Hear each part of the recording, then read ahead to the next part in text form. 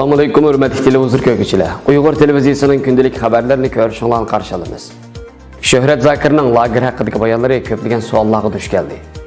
Xitoy hükümeti Beyjingdagi musulmoncha ashxonalarning viviskilarini majburiy alg'izib etgan.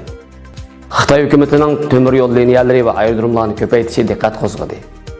Xitoy hukumati Tayvanga bormoqchi bo'lgan fuqarolarni kontrol qilmoqchi. Tövəndə dehqonlar xabarlarimizdan təfsili məzmunlarda bo'lsin. Erkin Asiya Radiosi 31-yil xabarida atalmış Uyg'ur Abnum rayonining raisi Şöhret Zakir lager tutqunlarining 90% qo'yib berilganligini e'lon qilish orqali Xitoy hukumatining terrorlikqa qarshi turish va kishilik huquqni himoya qilishni qanday zich moslashtirganligini madihlagan edi. Ammo uning bu vaqtdagi bayonlari xalqaro ko'plagan savollarga duch keldi. 30-yil kuni Dunyo Uyg'ur qurultiyi bayonot e'lon qilib, Xitoyning har qachon dunyoga yolg'on aytib kelayotganligidagi reallikni xalqaro jamiyat yana bir qatim eslatdi. Hamda ularni Xitoyning bu xildagi bayonlarga ishonmaslikka chaqirdi.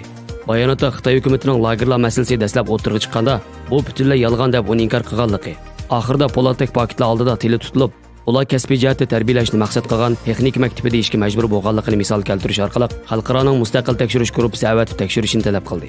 Dunyo Uyg'ur qurultiyining raisi Dolqin Aysa bu to'g'riliq so'z qilib, Xitoy hukumatining lagerlar haqida aytgan bu xildagi so'zlarga qat'iy ishongil bo'lmaydiganligini, Şöhret Zakirning bir tuqqan singlisi va boshqa urug' tuqqanlarning Germaniya, Amerika qatorliq joylarga qochib berib siyosiy panohlik tilganligini ta'kidlash orqali uning chet el muxbirlariga atalmış Şinjongdagi har millat xalqi bayashat va baxtiyor turmush kechiryotdi degan so'zlarning yolg'onligini eskartdi. Xalqaro kechirim tashkilotimi Xitoy hukumatining Şöhret Zakir orqali tarbiyalashtirganlarning 90% qo'yib berildi deb jakarlish to'g'risida qattiq gumonlanayotganligini bildirdi.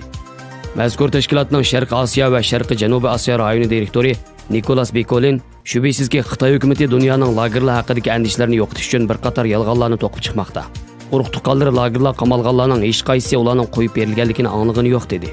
Xitoy hukumatining bu bayonlariga qarata ilmiy tadqiqotchilar kuchli gumonni bo'layotganligi ma'lum. Sidney universitetidagi mutaxassislardan doktor David Berofi bu vaqtda fikr qilib, biz darvaqa bir qism kishilarning qo'yib berilganligini angladik.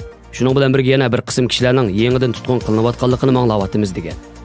Ma'lum bo'lishicha, Xitoy hukumatining tarbiyalashtirganlarning mutlaq ko'p qismi qo'yib berildi degan bayonlarga qarata xalqaro jamoat zo'r gumonda bo'lib, Xitoy hukumatining buningga munosabatli dalil isbotlarni o'tirib qo'yishini kuchli talab qilmoqda.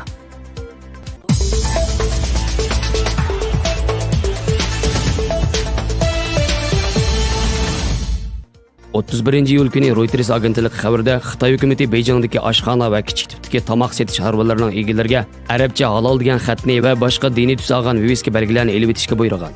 Xitoyning bu harakati dastlabda Sharq Turkistonda boshlangan islomni xitoychilashtirish harakatining kengayishi deb qaralmoqda. Reuters agentligi ziyorat qilgan Beyjingdagi halol mahsulotlarni sotadigan 11 oshxonaning xodimlari yaqin kunlarda Xitoy doiralari islom bilan aloqasi bor har qanday rasmlarni oshxonalardan elib etishni buyurgan ekan. Ya'ni hilal oy, chaynak shakllari va arabcha yozilgan halol, musulmoncha degan xatlarni o'z ichiga olgan boshqa islomiy xat, shakl va suratlarni esishni cheklagan. Hukumat xodimlari Beyjingdagi bir Uyg'ur oshxonasining mas'uliga oshxonasining viviskasidagi halol degan xatni elib etishni talab qilib, nazorat qilishni kuchaytirib, oshxona egalarini Xitoy madaniyatini ko'proq ishlatishni, qo'llanishni, tashviq qilish kerakligini ogohlantirgan.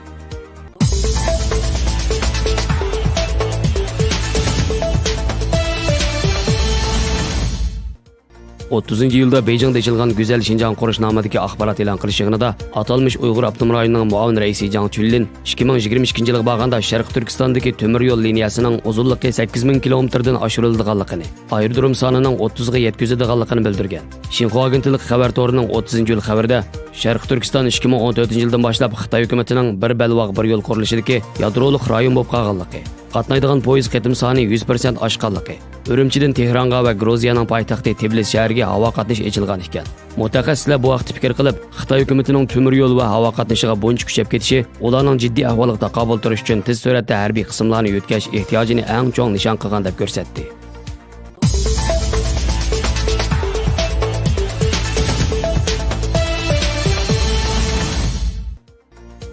Yil kuni Xitoy madaniyat va sayohat ministerligining e'lon qilishicha, 1-avgust kunidan boshlab Xitoyning Beyjing, Shanxay, Nanjing qatorliq 47 shahardagi Xitoy fuqarolarining Tayvanga berishiga yakka kishilik yo'l xati bermaydi ekan. Sababi to'g'risida ortiq ma'lumot berilmagan. Xitoy fuqarolari Xitoy hukumati qonunsiz ayrilib chiqmoqchi bo'lgan o'lkamiz deb da'vo qilayotgan Tayvanga berish uchun hukumatdan yo'l xati olish kerak edi. Hozirdan boshlab Tayvanga bormoqchi bo'lgan har qanday Xitoy fuqarosi qaysi shahardan bo'lsin yakka holatda Tayvanga bora olmaydigan bo'lib, faqat Xitoyning Jungu xalqaro sayohat shirkatlari bilan sayohat uchun bora oladi ekan. Xitoy madaniyat va sayohat ministerligining bildirishicha, bu qaror chiqishdan burun Tayvanni ziyorat qilish uchun tarqatib berilgan yo'l xati bor kishilar koni tartib bo'yicha bora oladi ekan. 1-avgust kundan keyin guruh shaklda sayohat idorasi bilan berish kerak ekan. Xitoy Tayvan sayohatchilarining 30%ni egallaydi ekan. Xabarlarimizni ko'rganingizga rahmat. Ko'rishguncha omon bo'linglar. Xayr xo'sh. Allohga omonat.